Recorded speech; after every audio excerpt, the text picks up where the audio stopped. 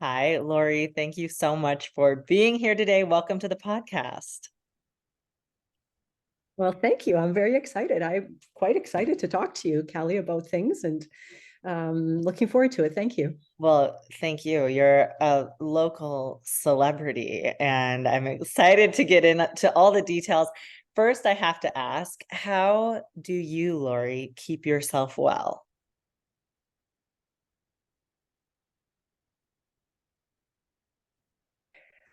Ah, say, Kalli, how do I keep myself well?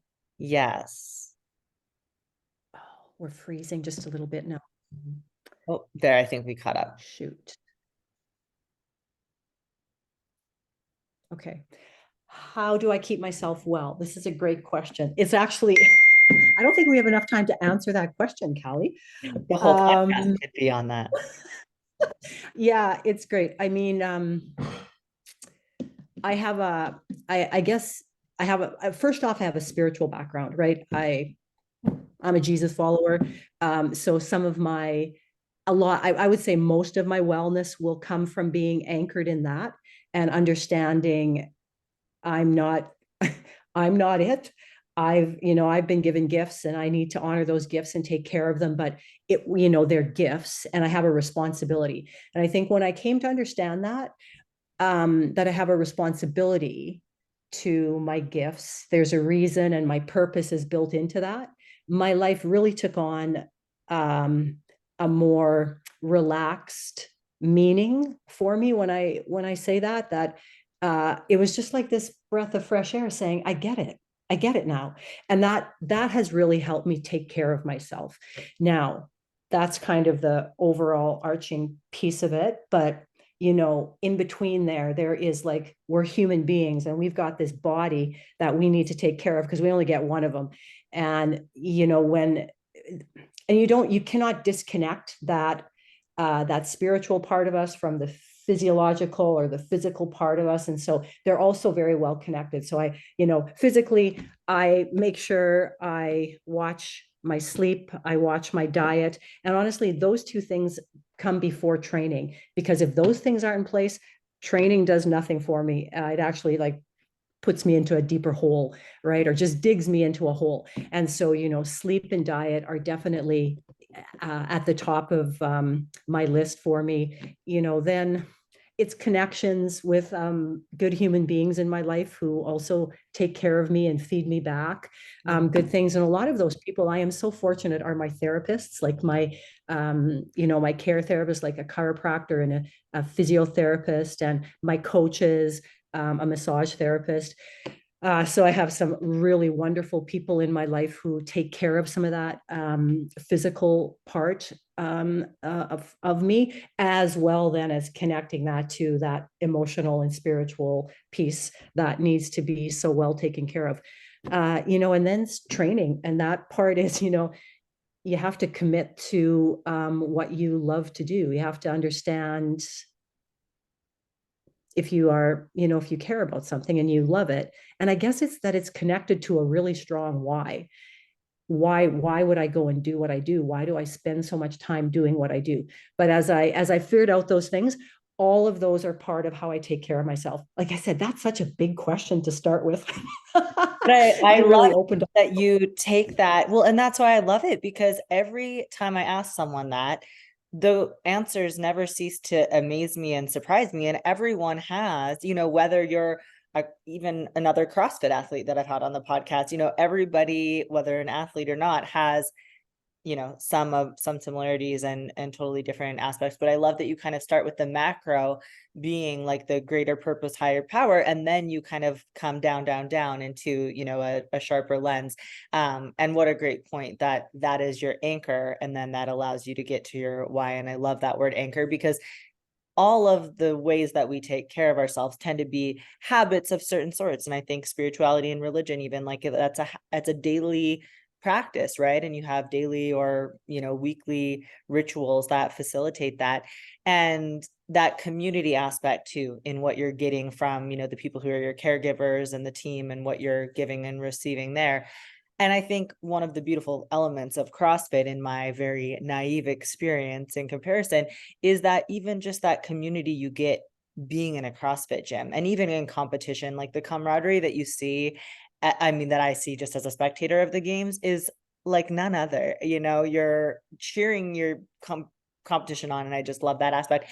And that brings me to ask, how did you find CrossFit and how long have you been doing this? What was your journey to CrossFit? Have you always been an athlete? How did you end up where you are now? Yes. So I grew up in a small town where if you didn't play that sport, your school couldn't have a team. So you ended up just being Same. super active and playing a lot of different things. And yet, we didn't have a lot of coaches who taught us really, really good skills, right? But we sure played a lot and, learned a lot of different sports or just, had the exposure to them, I guess is what it was. And so I was always very active. For me, we played outside a lot. Like and I that was where I was, uh, at my best is like in nature. And I came along as the second youngest child of six. So it was a crazy busy family. And at that stage, like the fifth and sixth child, nobody knew where we were. And we kind of just, I always like, I joke about the tree fairies brought us home when we were pretty much dead and needed water and food and just threw us on the doorstep. And then we were, revived by being fed and put to bed. But we played outside so much. So I think that idea of being active has like just been in my DNA since I was really young. And then going through school, when I graduated, I took on a bit of solo activity into running. But I never did long distance running. So this is such an interesting, I like, fate or destiny, or, just being down a path that it's the path you should be down, and it opens other doors. So I never liked running long distances. So I found this interval run. It was this 20-minute interval run. I should try, I can't remember the name of the person that I could give this guy credit for having done this, but it was, faster, faster, faster, slow down, faster, faster, faster, slow down. So these four, interval runs in 20 minutes. My workmates hated running with me because they just wanted to run the bridges and all these long distances at, a slower pace. And I said, look, I'll go with you once in a while and you got to come with me once in a while. So we made this deal and we got to run together a bit. And then I settled into yoga. So I would do like 2 to 3 yoga classes a week, and it would be vinyasa yoga. So again, it was not a super relaxing, chill yoga, which is probably what I should have been doing. But it was, again, very active, and the running. And that's what I settled into for many years. Little did I know how those two sports activities prepared me for CrossFit, because I will always talk about how yoga taught me about breath and the importance of breath, like in what we do in CrossFit and really in any sport. So that, and then just the interval running, that type of intensity to prepare me for CrossFit was kind of crazy. So that when I did step into a CrossFit gym, although I was like super far behind in some areas, I was quite far ahead in some areas, having done that type of fitness. And I learned about CrossFit because my neighbor became a partner in the first CrossFit gym that I walked into. And it was like my middle son, he was a basketball player, played for the university here. And then when he finished, he was going to go to our neighbor's gym, CrossFit. And I'd like, oh, what's this about? What's CrossFit about? I didn't know anything about it. All I found out was it's an hour class. And if I went and happened to be there at the same time as my son, I could be there for an hour with him. And I kind of wanted to be in this kid's space a little bit, even though he was like already an adult. But anyway, so that was why I went to the gym, because I was going to try and spend some time with my son. He eventually left and moved away, and I stayed. I loved it. I loved it. So that was really how I got into CrossFit, kind of an odd thing. But yeah, that was my journey to CrossFit. Amazing. So how old were you then when you first stepped into the CrossFit gym? I was 47. That's so incredible. Like, I feel like we all need to hear that though. Like I started jujitsu when I was 29, and people acted like as if I was doing some epic feat, like trying this new thing. I mean, just goes to show like there is no age that is a barrier to starting new. That is amazing. I have to ask too, what town did you grow up in? I grew up in St. Gregor, Saskatchewan. And So how, around Humboldt area, okay, Humboldt, and what's the population? tiny, Yeah. like it was tiny. We had a school up to grade 8. I couldn't tell you, like hundreds. That was it, like a few hundred people. That's so funny because you almost verbatim say things that I have said even on the podcast, where how I became an athlete is because everyone had to play. There was not enough Yeah. people. So you just had that opportunity.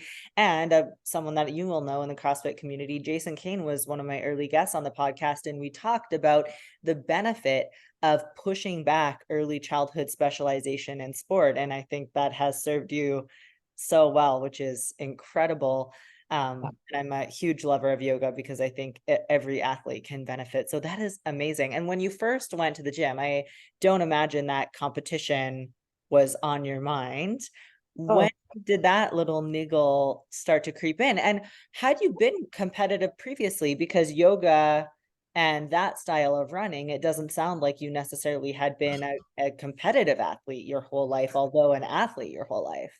oh, it's so interesting. Like I remember it, I like how that competitiveness in me, and I loved being competitive as a kid. Like when we got to play against, inter-school games and things, like I was super competitive, for sure. But those like were just like such low burning embers now that I was just doing this running and I was going to yoga. Like there was nothing in there about me getting into the arena of competition again, until CrossFit. Like it was the strangest thing. And I will remember, so I started CrossFit in like June of 2010. And somehow in that year, then they had a CrossFit Games at that time. They didn't have masters then, but you went through these different phases. And I had heard at our gym about the coach asking some of these people to go to like regionals. And I'm going, why didn't I get asked? Why can't I go to regionals? Can I go to regionals? Right. And so it was funny, and it was a surprise to me how I felt that way about that. So that was like interesting. And then it was the following year, was then my first qualifying to the games. Then as a master, they had a master's competition come up. But yeah, it was very interesting to have that fire relit in me, to compete in the gym. And right Yeah. away, you got into competing at the highest level, like just went for it. Yeah, it was in, yeah, we finished this like again the season of working your way up to the games. I remember finishing the last workout of the qualifying period, and we're like lying in the recovery position, which is on the floor in the fetal position, and breathing. And one of my friends says, Laurie, you qualified to the CrossFit Games. He's a bit of a nerd around stats, so he'd been tracking this. And I'm going, cool. What are the CrossFit Games? It was kind of funny. And at that time, then it was in California, and that year, and we were going to the Home Depot Center. So people really thought we were going to a Home Depot, and like competing like in a parking lot or something that would happen. Now, the funny thing was we were in a parking lot that year. They did have the masters set up in a parking lot, but at the Home Depot Center in California, the StubHub Center, it's beautiful. Like it's stunning, right? But yeah, it was quite a funny experience the first year. Not the Home Depot we're going to here. Well, and just goes to show how massively the sport has grown. Like it's, Wow. everybody knows exactly what it is, but in its infancy, like, and how cool for you to have been kind of at the forefront of it and see how far it's progressed, and like how far the masters divisions too have progressed. It is Yeah. incredible, like the level of competition, as you know. So do you remember your very first WOD? Not at the games, but just at the gym. Yeah, like just the experience of the very first workout, because I think when Yeah. it's so challenging, it goes kind of one of two ways. Either you're like, oh my God, I love this, I'm hooked, or oh Yeah. dear God, I can't Yeah. Can't do You this. know what? I don't necessarily, Kelly, remember the first WOD, but I remember my introduction. And I remember being said, well, can you do a pull-up? Can you pull yourself up to the bar? I said, I don't know if I can do a pull-up. And so jumped up to the bar, and I'm trying really hard to get my first strict pull-up. And like the weird thing is, there were other people in the gym, and but they were all like cheering me on to do this pull up. And I'm going, that's the oddest thing. Like, I don't even know who they are, or they don't know who I am, and they're cheering for me to get this pull up. So that's what I remember Wow. about the first time at the gym. And it just goes to speak, again, for our sport, the loudest and the most, emotional cheering happens for the last person on the field. Oh yeah. And so that's what I that's what I remember about my first introduction. After that, yeah, no, that was kind of a Yeah. blur. I do remember winning burpees by death very early on, and like being looked at by people like, who's the new girl? Who's the new girl at the gym? And I'm going, it was just burpees, you guys. So anyway, I once again, my running background kind of had prepared me for some of that. So Wow. I mean, but what an amazing first memory. And really, it does speak so much about the sport that you just left with that memory of. And I think it's nice for people to hear that, because if this is kind of an introductory podcast for people, like, dipping their maybe toes in the water for podcasts, I think it can look very intimidating. Or if you've only seen the highlight reel from the games, like, there's just so many levels to it. And so knowing too that those athletes are in the gym and those athletes are cheering for the beginners just as much as anyone else, right? Like, it runs the whole gamut when you walk into the absolutely. box. So how often were you training at that time? And then what do your training days look like now? And what's your schedule like? Oh my gosh, you ask such funny questions, like, or that bring up such funny memories. Because when I started, it was honestly like the so fun. And one day I got asked, Laurie, how many times have you been here in a row?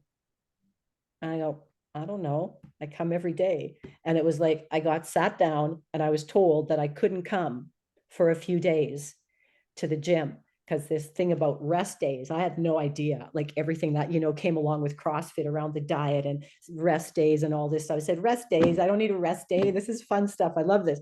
Anyway, I was told I had to stay at home. So now I'm much more now I'm much more aware of the importance of rest days, which is truly when our body adapts, right? That's when the adaptation period takes place, and I can go back to the gym and do something even a little bit better, right? So the importance of rest days. And now, like, I have to tell you, Kalli, like, when you talk about the evolution of the sport, like, if you want to qualify to the CrossFit Games, you need to have like an incredibly deep gene pool of like amazing athletic DNA, and you need to put some work in, or like, I think all of us who qualify to the games, we do have some athletic, we've been given an athletic gene pool that's fairly unique to the sport. But like right these days, it's almost become a full-time job to qualify to the games. It has become so incredibly competitive. And the last few years, when I look back, going to the games in our age division, and new people coming into the age division who've never been to the games before, and they win an event at the CrossFit Games, that's outstanding. That is outstanding. Again, unless their background has been in the competitive arena and they're used to that level of competition, because that's a huge thing, is to manage what we're being put into, who's watching us, which is the world, and like just taking all of those things in when you're a first time games competitor and they come and win an event. I think that's outstanding. And so it just goes to show the quality or the level of athletic ability that is like coming into the sport. It's fantastic. Absolutely. Well, and now, you started when you're 47. Now there's kids starting at 10 years old, younger, like imagine when those kids get to the games, like we haven't even seen the development of the sport, how it's going to progress because it's everyone's starting at such a younger age now. Like it just creates an incredible foundation. So I have to just say, Kalli, Trina Gessel, she's from Dalmany here. I know I've been to the gym. I know her mom, and she came to the CrossFit Games this year, and she was the youngest 14-year-old to qualify. So maybe another podcast for you there. But Yeah.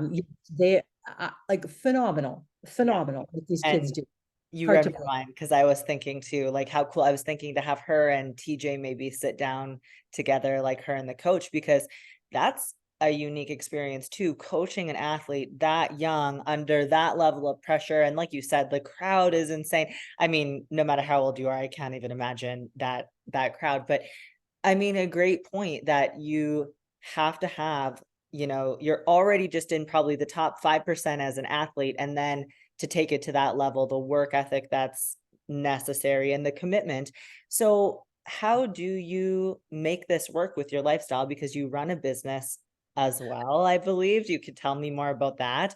And how do you balance career and training? Do you take time away from work when you're leading up to the games? Yes and no. I have like I'm very fortunate to have so it's so interesting, Kelly. Like, there's been a number of changes for me through the last few years. And this, like last year in April, so that's April of 2022, I actually went back to work full time since a number of years. And so that was one of the changes, and so that was interesting for me too. It took me a while to figure that out, the eating piece with the training piece and all the timing and everything that has to go on. So that definitely has matured this past year for me going into this games. But like when I say, again, so many things here. I'll go down so many rabbit holes here for you. Like to talk about the word, sacrifice. And it's not about giving something up. I don't believe that. Sacrifice is just saying, I'm willing to pay this because that's what I want to buy. I see something, I want that. This is the price. No problem. I'm paying it, right? And so in that sense, I don't do a lot. I don't do a lot of other things that people do. I have two jobs. My kids are all older, so I don't have that piece in my life. I have one granddaughter, but she lives in Regina, Saskatchewan, which is like another world away. So I don't see her that often. But I have a work job, and then I have my second job, which is training. And honestly, that's pretty much all that happens.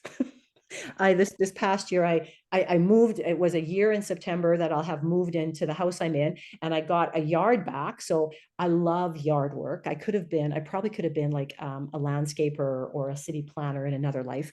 But so I've been given a yard, and this yard was neglected for so many years. So I got to do yard work. So I somehow found time to do that. Like after training, don't ask me. But once you get started, it's kind of like, you're at the start line and 3, 2, 1, go. You're not tired anymore. Things just keep going. But I really just have two jobs, and that's training and my other job that earns me a living. um, so yeah, like it. People don't want to hear this, but I would work 8 to 4, get to the gym by 4:30, start training by 5:30. I'd get home like 8 o'clock. Um, get my food, get like have if I need some more food, get some more food, prepare some food for the next day, and then go to bed, Yeah, do it's some a do, lifestyle. Yeah. do some reading, go to bed. But again, it's like it's what I want. So it's not that I'm giving up things. I don't do things other people do. And I know sometimes my kids worry about me in a sense. Like I've always been a, I always say, I've been a bit of a non-conventional mom, and I believe my kids are very unique in that way too. They're wonderful human beings and are doing, they'll do non-conventional things in their life and change the world in wonderful ways. So they're just so supportive of me. But yeah, they're always checking in about like, are you doing this again this year, mom? Are you going to do this? Are you doing this again? Right? Are you in for another year? So Yeah, it's a full-time job, Kalli. Yeah. I can't imagine how proud they are. And maybe your son takes the smallest bit of credit, having been the one to inspire you to get in the into the CrossFit gym originally. I always say the funniest thing, all my kids then did CrossFit. That middle guy, he's the kid that got all of everything. Run forever, run fast, jump high, jump forever, strong. The only thing he was missing was some mobility. So CrossFit wasn't that easy for him in that he lacked mobility, but in all the other areas, man, this kid was like amazing. And he didn't like CrossFit. He was the one who didn't like CrossFit. So anyway, Oh, yeah, another funny little thing about it. amazing. And so are you able to say what you do professionally? I'd just love to know like the balance that you're finding there. Oh yeah, so I do run my business. I have my business On Point Coaching. Like another story there. I took myself off of social media last year. I just needed to. There were many other things. I had like a very sick sister that I was caring for, and this was like played into a number of things, and I needed. And there were just some big changes that had happened around that, and I just I needed to like just frame myself into some safety for a while. And that meant just off of social media. So my online business, slowed down a little bit for sure. And then this job fell into my lap. And I didn't, I said, I can't do it yet. You can't do it yet, right? But they said, no, we need you to start. And it happened to be at my church. So I run the business side of my church. All of the departments in my church is then I manage that. It's quite fascinating that a church is a business, but it is. And so I love what I do. Like I honestly love what I get to do for the that side of what the church does. So that's my job. That's my job. And yeah, and then I have that On Point Coaching side of my business that has kind of had to just take a bit of a back burner right now. Yeah. I mean, and how incredible that you get to bring your passion and purpose together, right, with your spirituality. That's incredible. So these days, what is your training split? Like, because obviously you talked about the importance of rest days. So are you doing any cross training? Are you doing yoga? How many days are you taking with no training? How many days are you in the gym? Yeah, well, since the games, I have been to the gym twice. We take some time off right after the game. So August is a much quieter month for us to again like try and play and do other things. I occupied my time with gardening. This was like my yard got all my attention at that point. And then as I moved back into training, so I just this past year, like before quarterfinals, I think in April, I switched over programming. And so now this will be new. I haven't done this programming yet at this time of my season as we come back into this, just starting our season again here now in September, right at the end of August. So I'm actually curious as to what it's going to look like because I haven't experienced it yet, as I say, in this season. So I don't know what it'll look like. I don't know what that will look like, but it will be again training from 4:30 to however long it takes me to get my training done. Yeah. The morning, if I like the morning starts with an ice bath and then getting ready for work and then da da da da and then training. Evenings are sauna. I will sauna. And then in between there, I manage physio and chiro, and I do them regularly as maintenance. I don't go when something's wrong. I go as maintenance for everything, which I think really is it's kind of like I do the same thing as like mobility. An hour of mobility once a week is not as effective as 10 minutes every day. And so chiro isn't as effective if you just go when something hurts, or physio isn't as effective, or massage therapy isn't as effective. So I kind of do it as a maintenance piece. Definitely ramp it up closer as I'm peaking or like training harder for the qualifiers or then to the games. Then you're really making sure everything is maintained. And yeah. It's like changing your oil, right? Like you don't wait till you run out of oil, you're proactive. And that's such a huge point. And I mean, even that, just that daily prehab and recovery, everything you're doing to keep your body going. And then are you taking full total rest days at this point? I would have, so when my training season is on, Thursdays and Sundays would be rest days. One of those days would be a swim day. Oh, So like just some active, yeah. like my swimming like is so, I don't want to use the word poor because I'm trying to talk about it in a very positive aspect. But my swimming needs so much work. It's not really a workout yet for me. So Yeah. I can go on a day and still rest. I can relate to that sentiment when it comes to Yeah. swimming. My theory is I'm nailing technique and I will nail speed later, and that's fine. Amazing. So how is your nutrition day to day? Because you're fueling your body. And, I come from a sports background and then into bodybuilding and then now back to competition for sport. And I know that fueling my body for fuel is so specifically different than when you're worried about aesthetics, and your body is literally your vehicle as an athlete, especially at this level. So how do you navigate your nutrition? Yeah, great. So this is fun too. When I look back on it, I was, as all of us, I think, are, Kalli. I mean, this is your area of expertise, but all of us are self-taught, right? Maybe something happens in our life, or we're going after something where suddenly this eating thing comes up, and well, what do we know about it? Nothing. We're never taught anything about it. So we go out there and we start finding out what's out there. And it's like, then we're bombarded with so many things going on. So I was self-taught. And then I finally decided, gee, what year was it? 2017, I think into 2017, kind of leading into 2018. I said, I got to get somebody to like look at this for me. How do I really know what I'm doing? And I worked with a coach, a nutrition coach at the time. And I highly recommend that for anybody who wants to, like, if you feel you're stuck and you want to go to another level, you need to have that. You need to have somebody look at your nutrition with you. And so I found out I was not eating correct macro ratios. So I needed way more calories, of course, than I was taking, and I needed to adjust my macro ratios a little bit, which was really interesting for me. But wow, what a world of difference it made. So that was, there was a lot of tracking, and if you, again, it's like, to make that small last 1-2% difference, you cannot do it by guesstimating. I believe people need to track. If you're that serious about things, you really need to watch it, because it is tough to tweak the last little bit that will make the last little bit of competitive edge for you. I do think that.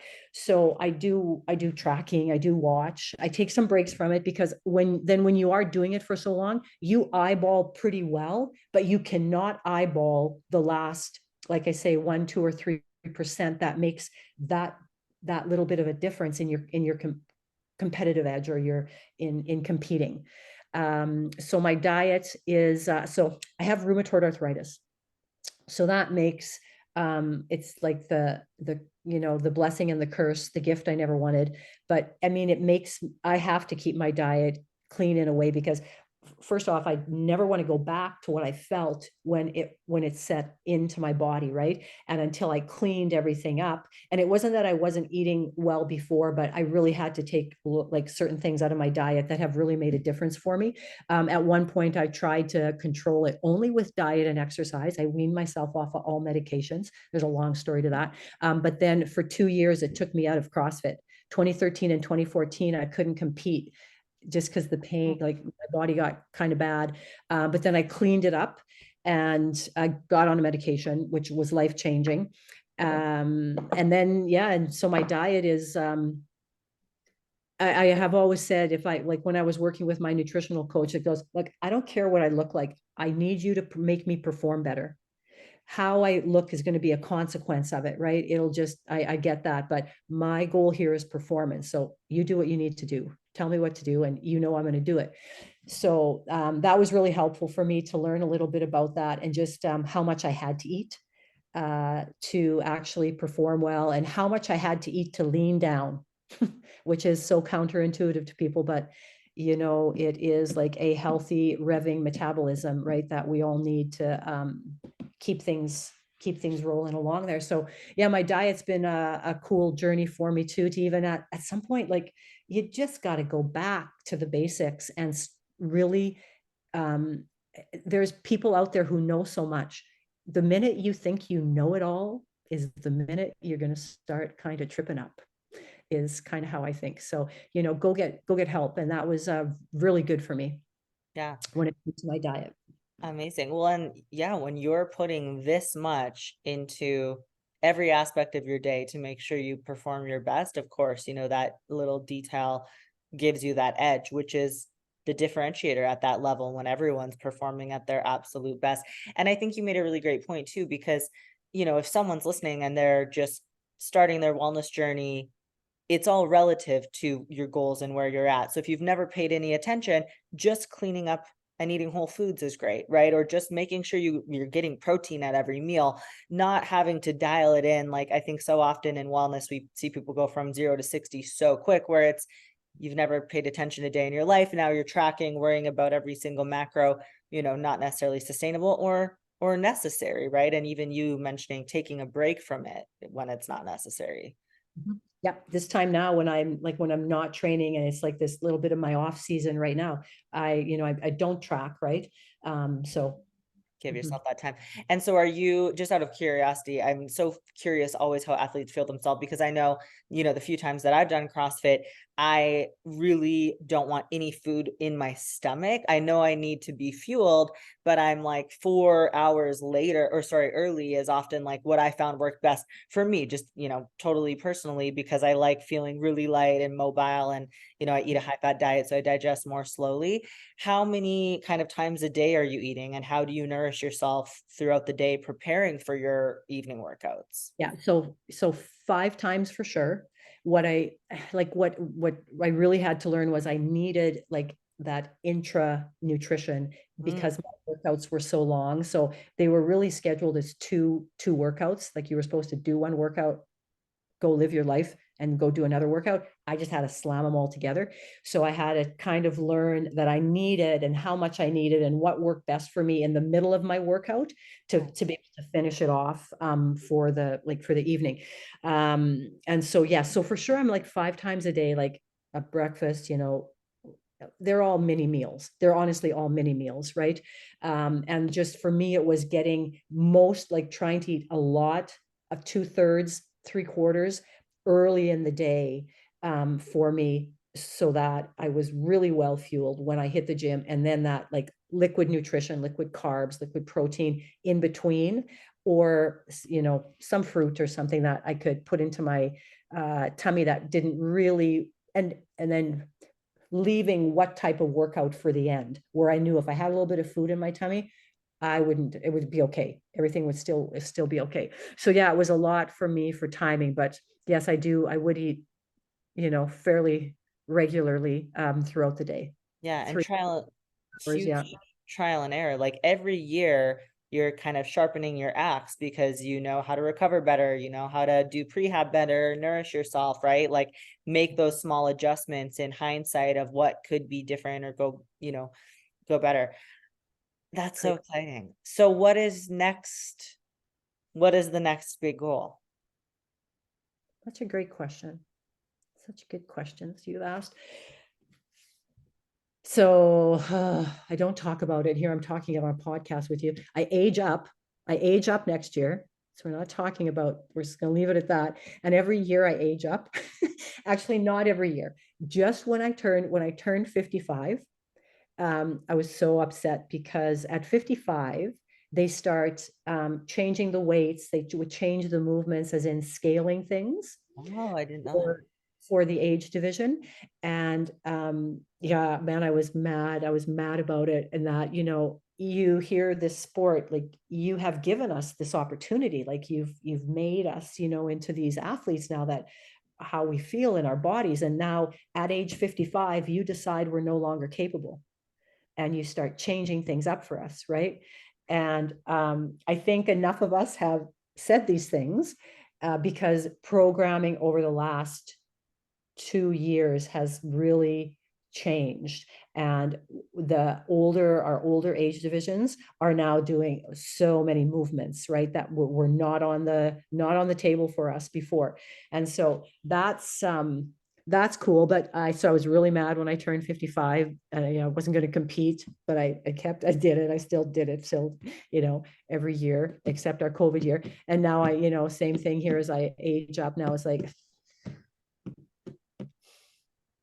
what else is out there for me? But we'll see. I will tell you what has been on my bucket list, and I have thought about it lots, Kelly, with all the changes in my life, is a black belt in something. I've always wanted to be a black belt in something. My kids did Taekwondo, and then we got to go as a parent and do Taekwondo. I broke my first board when I was 7 months pregnant with my third child. Oh, amazing. I would love to see the photo of that. I love the whole martial arts world and what it's about. I think it's a bit of, again, like the spirituality thing, and like the focus, and just the how they look at that as they're at their sport. And so that's always been something on my bucket list. Training for the CrossFit Games, it does become a job. It becomes a job. So it is something, I love it. I really do love my sport, everything about it. So this is a good question. I am doing some goal reflecting and seeking on this. So I can't give you an answer just right now. No, but I love that. And I mean, selfishly, I'll just say, I think jujitsu, you'd be great in jujitsu, and I would love to have you at our gym. Um, and I mean, I think the beauty of martial arts is that you never arrive. It is the ongoing journey forever and ever, even once you're a black belt. So, and one of the reasons I'm such a huge, proponent of jujitsu is because it's very sustainable long term. It's really low impact. You can do it safely. Like, people are training in their 70s and beyond. It obviously looks different depending on the body, but yeah, I think it's a lifelong endeavor, and really is a mental component. Also, a quote that you might like that I've mentioned on the podcast before is, in jiu-jitsu you'll hear, well, other martial arts, but better to be a warrior in a garden than a gardener in a war. So it's just this power that kind of is embodied within you, knowing that you have these skills and this ability, and hopefully we never ever have to use it outside of the gym, but it's just like this little power source secret that I That's feel cool. like we have. I saw your pictures. I was looking. I didn't know which martial art you were in, but that's okay. Jiu-jitsu, very good. Yeah. Lovely. Any day you want to come, I'll happily bring you along with me.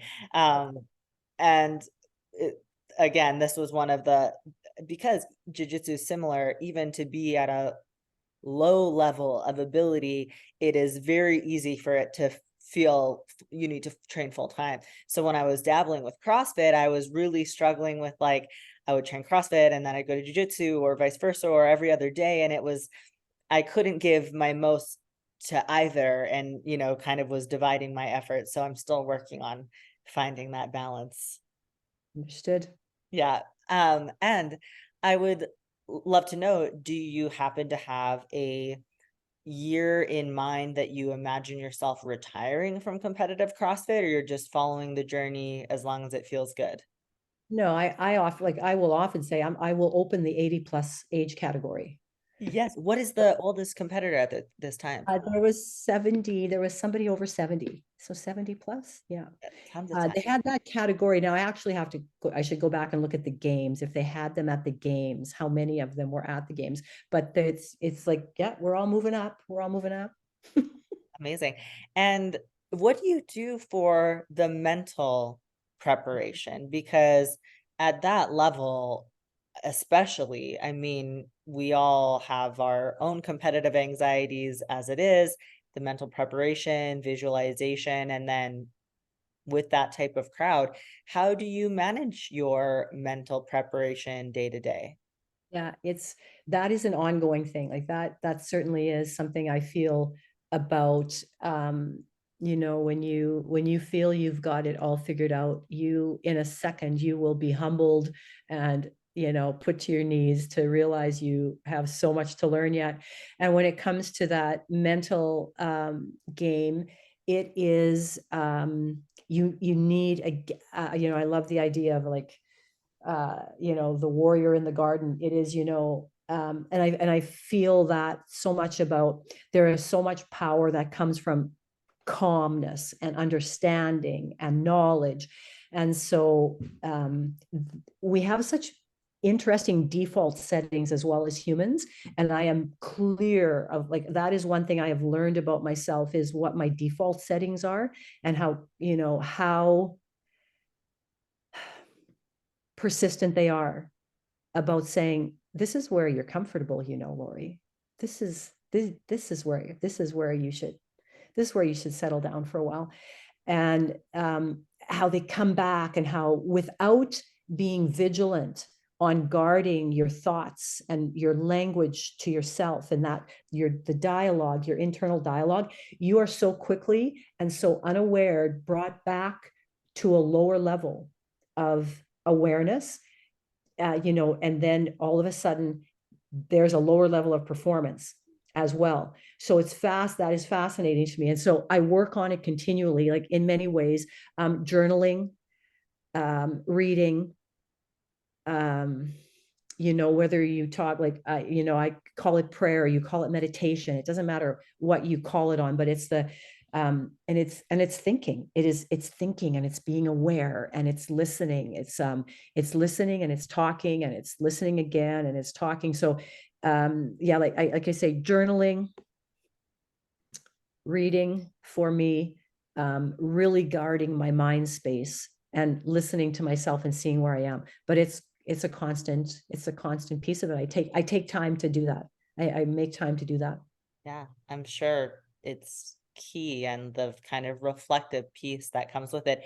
Even when you spoke about swimming, just so briefly, I noticed, you were being aware of the language that you want to project when it comes to, and those stories that we tell ourselves, which again is why, I think it can link to them shifting the weights down and scaling things at 55. Well, then everyone's going to believe that they can only do less when it's scaled, right? I I once made a public statement about well, this doesn't happen in CrossFit, but in the like corporate gyms, how they'll often have, or the commercial gyms where they have the women's only area. They're colored differently. The weights are lighter. They don't have the same, like they don't have certain abilities. Anyway, so I got on my little social media soapbox and said some things about it, because if we're trying to empower women to be strong, giving them, I think, sure, some people want their own space. I don't want to get into that, but, giving them weights that max out at a certain level, it's telling a story. So I love that is something that you have vocalized, because I would have been right alongside you. I'm going to put this out here too. This was interesting to me. So gymnastics is my weakness.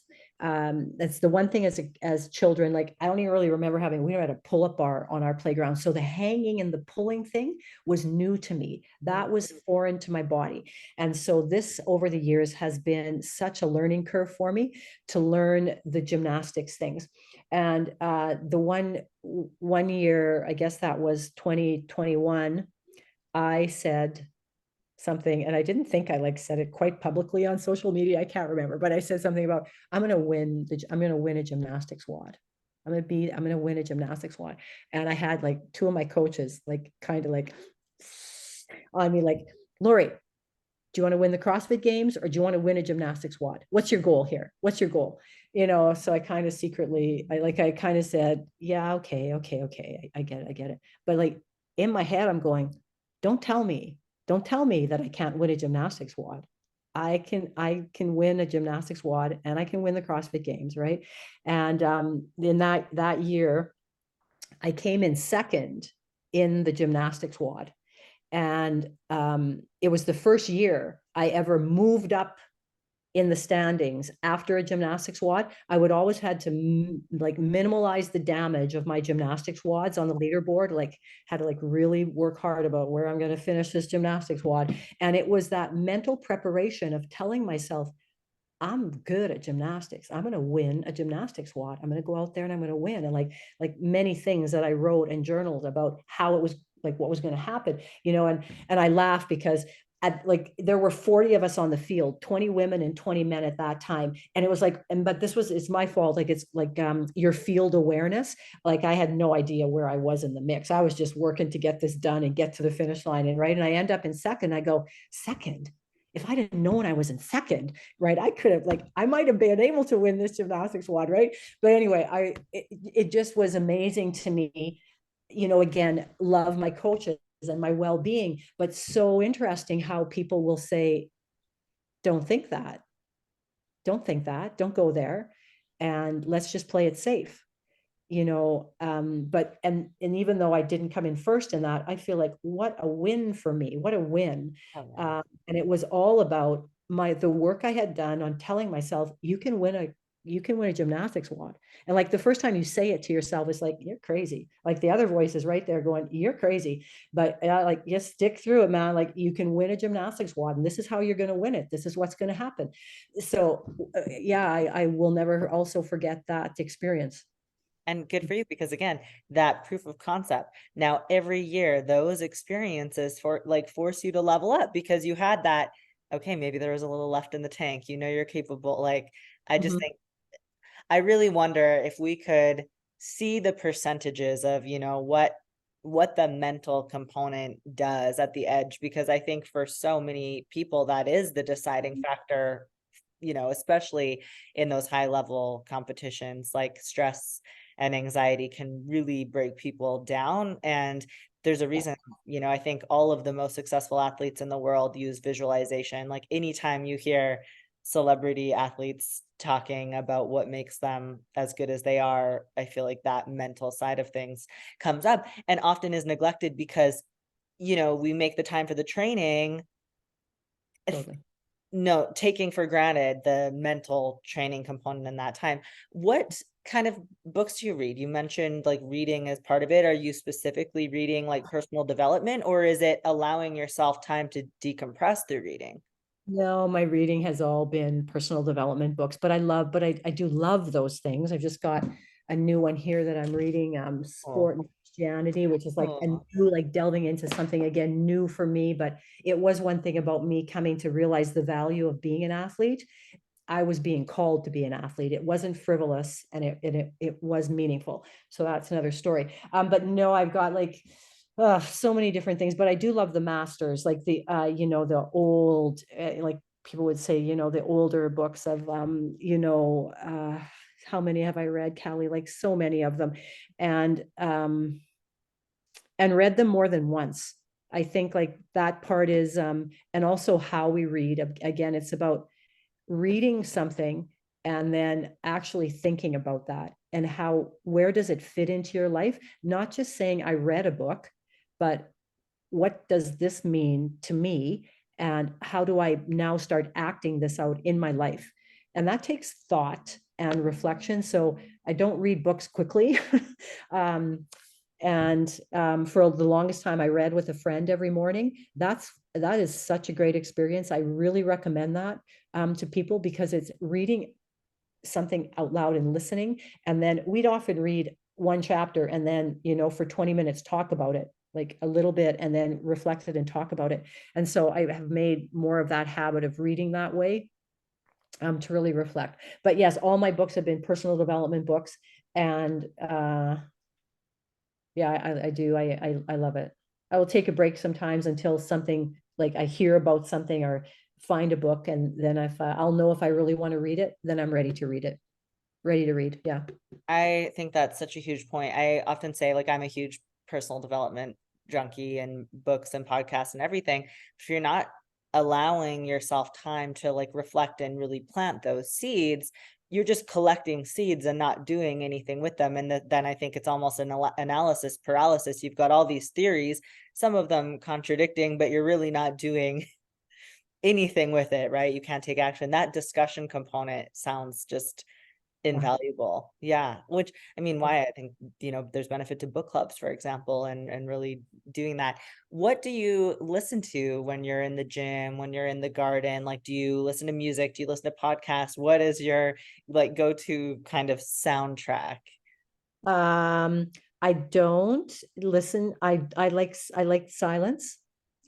I like silence. So I won't, my gardening has just been me and the plants because I just love to talk to my plants. They're there. They're lovely creatures. And so I give them all of my attention. Um, I will listen to lots of cello. I love cello and Baroque music. I just have this thing about Baroque music and the tempo of it for my workouts. So if I'm in the gym alone, that's what we'll be playing. Otherwise, it's quiet. I have a lot of like Christian artists that I listen to then. I just started podcasts, listening to podcasts, Kalli. I would have to say I haven't done a lot of that. And part of it was for a while, I didn't think I was very auditorily capable of taking in information. So it's been a really new way of learning. But then I did do some audible books, like listening, and it was amazing. I actually loved it, even though you can't stop and make notes, or you can stop and make notes, or you can highlight something, when you're reading a book. But it was a really fascinating thing for me to listen. And so I just started um, Andrew Huberman, his podcast Lab. I'm going to start listening to yours now. Oh, I've got Jay Shetty on here that I listen to a little bit. So I've honestly just started delving into it. And again, it just is like more or less time for me. It's time. And then at certain times, I just love the quiet. yeah, you need that silence. I love both Jay Shetty and Andrew Huberman is one of my favorites. I think you'll learn so much. And I find that conversations like podcasts with two people, I pick up more than audiobooks where it's one voice because I will turn off. There's something about that back and forth tennis that keeps me mentally more stimulated. So I think I'm on a similar journey trying to embrace audiobooks. But I'm the same way. I'll sometimes think that I'm going to listen to an audiobook on a run, but then I keep pausing my run because I'm like, oh, I have to write that down. I need to like need to make a note. So it's not the most efficient. But okay, one more question, and then we're going to do a quick little rapid fire and I'll get you out of here. I just want to know about your sleep because you took the words out of my mouth again. I always say it is for me the foundation is sleep and then nutrition and then workout. And I think when I work with clients, they're often very surprised that that is like my order of priority, where I'd rather you miss a workout if needed, different if you're preparing for the CrossFit Games. But, for the general person, but even maybe with your training, I don't know what you do if you happen to have a bad night of sleep, but how do you manage your sleep? So first off, I can put my phone on for like 20 minutes, even 15 minutes. I am sleeping in two or three, and I get like this little nap, and then my phone goes off and I get up. It's glorious. It is glorious. So if you can fit naps in, it's very good, very good. Yes, so sleep. So my room is dark and cold. It is dark and cool. And I think something that has changed it, Kalli, was me buying one of these chili pads. And that's like one of the brand names, but now there are so many out there. So don't take that as the one to buy, but it's this cooling mat. And oh my word, it has made such a difference for me to sleep. And it goes, so you can heat it up or you can cool it down. And like mine is at 55 degrees for the night. Very rarely is that too cold for me. The odd time, like yeah, I've maybe have turned it up to 57, but that's been a world of difference. So the temperature for me for sleeping has been a thing. The dark, being consistent, just being consistent with being in bed. And then I will read before I go to bed. I find that works really well for me. I try to read books, but I do have like things on my, tablet to read as well. I don't like that as much, I guess, but I still can fall asleep quite easily. And then I will listen to like a short meditation as I go to sleep, or sometimes just different binaural beats, like Yeah. sleep things. I like that just to quiet the mind, as though I say I like silence. I just some very quiet thing as I'm sleeping. I will often use that. Okay, thank you for introducing me. I have never heard of these sleep pads, like not the temperature cooling, which makes so much sense. I drop my house down and pay a bajillion dollars to keep my house very air conditioned. That sounds like a more affordable and efficient option in the long run. You don't even feel it. You put it under your, you put it on the mattress. It's so thin, but it shoots this thin film of water into it, and then it heats it or cools it. It's amazing. Yeah, And I set it up before I go to bed, so it's cool when I get into bed. Yeah, it's made a world yeah, of difference I'm for me. immediately going to look at this. Okay, thank you. And yes, I'm a big nap proponent and can't stress enough. I think we fall into the grind mentality and almost see naps as like it's like a bragging right if you can sleep less and need less naps. And that's just not how we function as humans. Yeah, or a weakness, a bit of a weakness. And one thing I just wanted to say, I really appreciated that you mentioned using the word like this effort that you're putting in and dedicating your life to this is not frivolous, because I think in endeavors like this it can feel very selfish, I can imagine. But to know that you've kind of come to accept like this is your calling, this is your purpose, and sharing it, like thank you, because I feel so grateful that you're sharing this with us, I think is a further extension of that purpose that I'm really grateful to be able to pass along to the listeners as well as receive myself. So, Thank okay, you. we'll get you out of here, but I first have just a few quick questions. Who is your biggest role model? Oh, my biggest role model. Well, I would have to say that I do try to emulate um, the life of Jesus, I would say, in his calmness, in his service, in the goodness, just, those things for me are pretty important. Yes, thank you. What is the best advice you've ever received?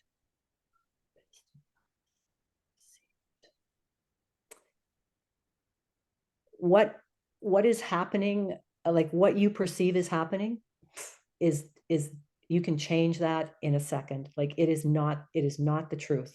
It is not your truth. Beautiful. Best book or resource you'd recommend to people? Yeah, you need to read As a Man Thinketh.